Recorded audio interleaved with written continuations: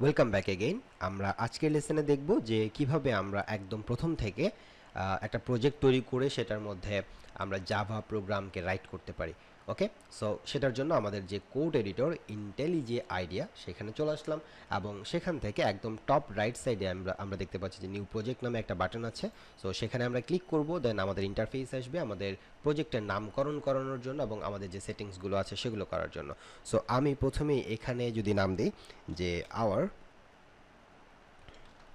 First programme এবং আমি এই জায়গাটাতে নামকরণের ক্ষেত্রে প্রথমটা হচ্ছে একদম ছোট হাতের, পরের যে প্রত্যেকটা ওয়ার্ড সেই ওয়ার্ডগুলোর প্রথম অক্ষরটাকে বড় হাতের রাখলাম। এটাকে ক্যামেল কেজিং বলে। সো এই জিনিসটা আমরা পরবর্তীতে ভ্যারিয়েবল ডিক্লারেশন বা অন্যান্য কাজের সময় দেখবো, বা আমরা যখন মেথড নিয়ে কাজ করব তখনও কিন্তু এগুলো দেখবো যে আমরা কেন এটা করি বা এটার সুবিধা অসুবিধা জিনিসগুলো নিয়ে আমরা পরে আলোচনা করব। দেন তারপরে আমরা ল্যাঙ্গুয়েজে চলে যাচ্ছি। এখানে ল্যাঙ্গুয়েজ হচ্ছে জাভা। দেন এরপর হচ্ছে আমাদের যে কোড এডিটর সেটা দেওয়া আছে এবং যেটিকে আমরা যে ডাউনলোড করেছিলাম 17 সেটি দেওয়া আছে। দেন আমরা এগুলো সব কিছু সেম রাখবো এবং আমরা ক্রিয়েট বাটনে ক্লিক করব। তাহলে কি হবে, আমাদের জন্য একদম একটা ট্যাম্পলেট, একটা রেডিমেড একটা ট্যাম্পলেট তৈরি করে দেওয়া আছে এখানে আমরা দেখতে পাচ্ছি। এবং এখানে যদি আমরা একটু লক্ষ্য করি উপরের দিকে দেখতে পাবেন যে কিছু লেখা আছে যেগুলো হচ্ছে গ্রে কালারের, এবং কিছু লেখা আবার দেখবেন অরেঞ্জ, কিছু আবার আছে হচ্ছে সিলভার কালার, কিছু আছে আমাদের গ্রিন কালার। সো এক একটা কালার দিয়ে এক একটা স্টেটমেন্টকে কিন্তু মিন করে। তো যেগুলো হচ্ছে আমাদের একদম গ্রে কালারের সেগুলোর সামনে কিন্তু দেখতে পাবেন যে ডবল স্ল্যাশ দেওয়া আছে, অর্থাৎ এগুলো হচ্ছে কমেন্ট করা আছে। সো কমেন্ট অর্থ হচ্ছে যে যখন কোডটা রান করবে তখন এই কমেন্টগুলো এক্সিকিউট হবে না। আমাদের যেমন public class main, public static void main, এই যে স্টেটমেন্টগুলো এগুলো কিন্তু রান করবে। এখানে আমাদের একটা স্টেটমেন্ট দেওয়া আছে এগুলো রান করবে, বাট যেগুলো হচ্ছে কমেন্ট করা থাকে সেগুলো রান করবে না। আমরা কমেন্ট নিয়ে একদম ডেডিকেটেড একটা লেসন রাখবো। তো যাই হোক, এরপরে আমরা যেটা করতে যাচ্ছি সেটা হচ্ছে যে একদম নতুন থেকে যেহেতু আমরা করব, আমরা বেগিনার, আমরা কেবল শেখা শুরু করছি, সুতরাং আমাদের উচিত হবে একদম প্রথম থেকে ধরে ধরে কোডগুলো করা। তো সে কারণে আমরা যেটা করব সেটা হচ্ছে আমাদের এখান থেকে আমাদের সব কোডগুলোকে আমরা ডিলিট করে দেব, দিয়ে আমরা একদম নতুন থেকে কোডগুলো লিখব। এবং কারো যদি হয় অন্য কোনো এডিটরে আপনারা ব্যবহার করেন, অন্য কোনো এডিটর ব্যবহার করলে অনেক সময় দেখা যায় যে আমাদের এখানে যেমন মেইন ডট জাভা নামে একটা ফাইল তৈরি করা আছে, একটা ক্লাস তৈরি করা আছে, ঠিক আছে। তো সেই ক্ষেত্রে অনেক সময় দেখা যায় যে অনেক এডিটরে সেটা থাকে না, তখন আমাদের সোর্স থেকে বা আমাদেরকে নতুন করে একটা ক্লাস তৈরি করে নিতে হয়, তৈরি করার পরে তারপরে কাজ করতে হয়। সেই জিনিসটা মাথায় রাখবেন এবং ইন্টেলিজেন্ট আইডিয়া যদি আপনি ইউজ করেন তাহলে তো এটা আপনাকে করতে হবে না। তো যাই হোক, আমাদের জাভা প্রোগ্রাম লেখার জন্য দুইটা কথা আমাদের মনে রাখতে হবে, দুইটা কাজ আমাদের করতে হবে। এই দুইটা কাজ না করতে পারলে আমাদের জাভা প্রোগ্রাম কিন্তু লেখা সম্ভব হবে না। বিভিন্ন প্রোগ্রামিং ল্যাঙ্গুয়েজের বিভিন্ন নিয়ম কানুন আছে, তার মধ্যে জাভার একটা নিয়ম হচ্ছে যে জাভা কোড রাইট করার জন্য আমাদেরকে দুইটা কাজ আগে করে নিতে হবে। অর্থাৎ আমাদের যে ডকুমেন্ট, এই ডকুমেন্টটাকে রেডি করার জন্য দুইটা কাজ করতে হবে। একটা কাজ হচ্ছে আমাদের একটা ক্লাস ডিক্লেয়ার করতে হবে, আর নাম্বার 2 হচ্ছে সেই ক্লাসের মধ্যে একটা মেইন মেথড ডিক্লেয়ার করতে হবে। ওকে, সো ক্লাস কি? ক্লাস হচ্ছে যে ধরেন আপনার কোনো একটা ফাইল বা কোনো একটা আপনি ডকুমেন্ট তৈরি করলেন, সেই ডকুমেন্টের মধ্যে কিছু কাজ করলেন, কাজ করার পরে পরবর্তীতে ওই ক্লাসটাকে আবার বিভিন্ন প্রয়োজনে আপনি বিভিন্ন জায়গা থেকে কল করতে পারেন। সো ক্লাস, তারপরে মেথড, তারপরে ফাংশন, এগুলো নিয়ে আমাদের ডেডিকেটেড ভিডিও আরও সামনের দিকে থাকবে। প্রথম অবস্থায় এগুলো নিয়ে আমরা যদি বেশি থিওরিটিক্যাল কথা বলি আমাদের এই জিনিসগুলো আসলে অনেক বেশি কমপ্লেক্স হয়ে যাবে। তো যাই হোক, শুধু মনে রাখতে হবে যে আমাদের একটা ক্লাস লাগবে, একটা মেইন মেথড লাগবে।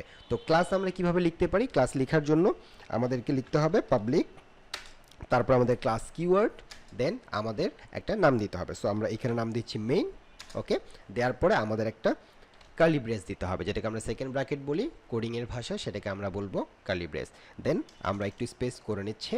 তাহলে এখানে দেখা যাচ্ছে যে আমাদের এখানে নো ইউজেস দেখা যায়, অর্থাৎ আমরা আমাদের এই ক্লাসটাকে এখন পর্যন্ত কোথাও ব্যবহার করিনি। আবারও যদি হচ্ছে আমরা এদিকে দেখি যে আমাদের একটা ইরোর দেখাচ্ছে, কারণ আমরা এখন পর্যন্ত আমাদের এই স্টেটমেন্টগুলোকে রেডি করিনি। তাহলে প্রথম যে কাজ সেটা হচ্ছে যে একটা ক্লাস তৈরি করা, এবং আমরা এখানে একটু ভুল করছি, এখানে হচ্ছে আমাদের মেইন হবে। ওকে, সো তাহলে কিন্তু আমাদের এখানে যে এই যে একটা আন্ডারলাইন ছিল, রেড একটা আন্ডারলাইন, সেটা কিন্তু চলে গেল।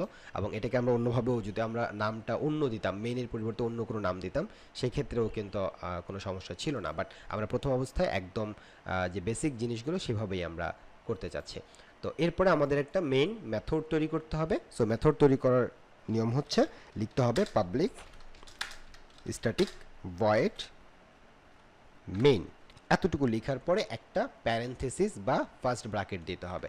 এই যে আমরা ফার্স্ট ব্র্যাকেট দিয়ে দিলাম এবং এই ফার্স্ট ব্র্যাকেটের ভিতরে আমাদেরকে লিখতে হবে স্ট্রিং, এরপর হচ্ছে আমাদের স্কয়ার ব্র্যাকেট বা যেটাকে আমরা থার্ড ব্র্যাকেট বলি, স্কয়ার ব্র্যাকেট হচ্ছে আমাদের কোডিং এর ভাষায়। এরপর আমাদের এখানে লিখতে হবে ARGS।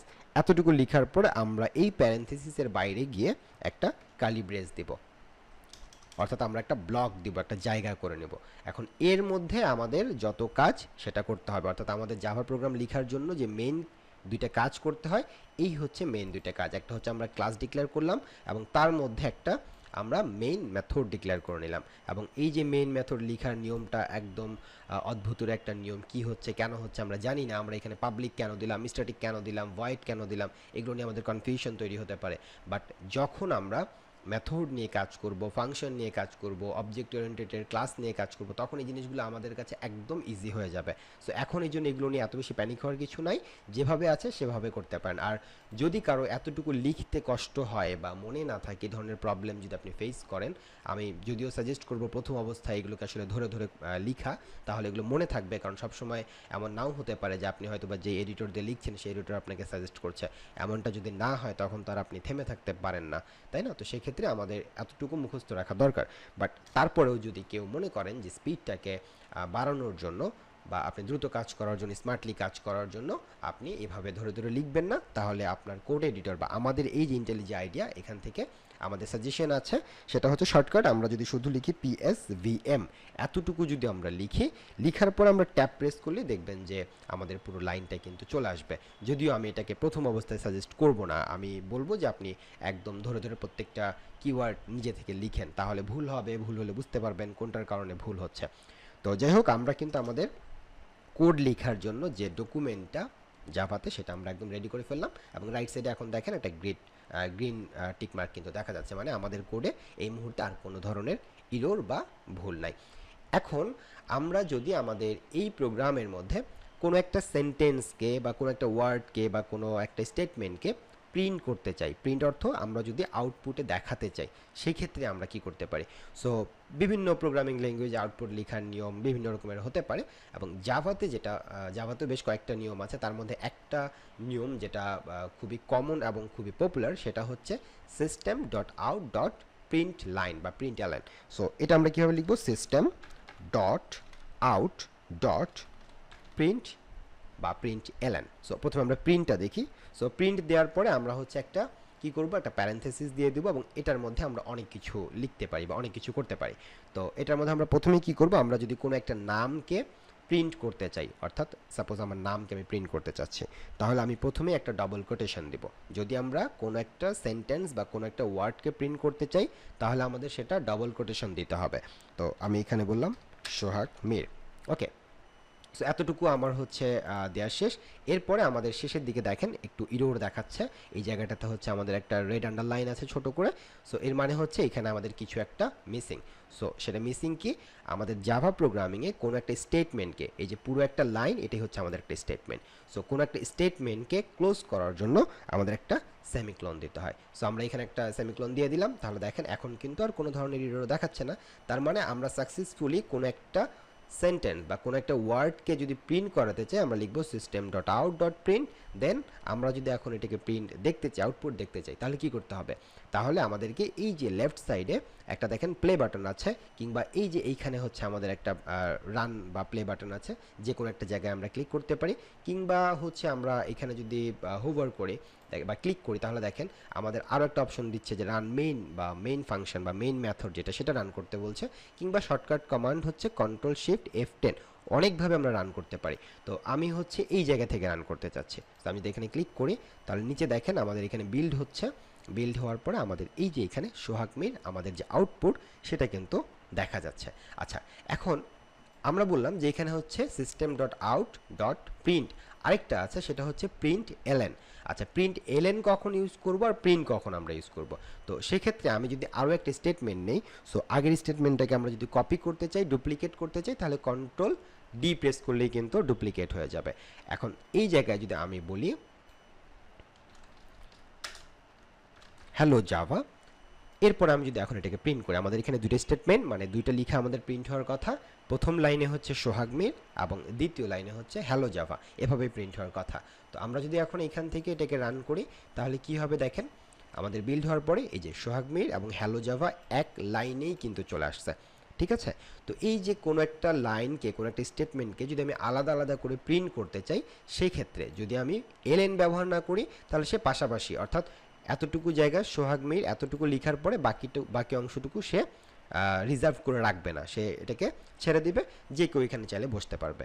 বাট যখনই আপনি এখানে প্রিন্ট এলএন ব্যবহার করবেন, অর্থাৎ নতুন একটা লাইন তৈরি করো, তুমি প্রথমে প্রিন্ট করো এরপরে নতুন একটা লাইন তৈরি করো, তাহলে সে কি করবে দেখেন, আমরা যদি এখন রান করি তাহলে প্রথমে আগে সোহাগ মির প্রিন্ট করবে, দেন এরপর একটা লাইন প্রিন্ট করে দেবে।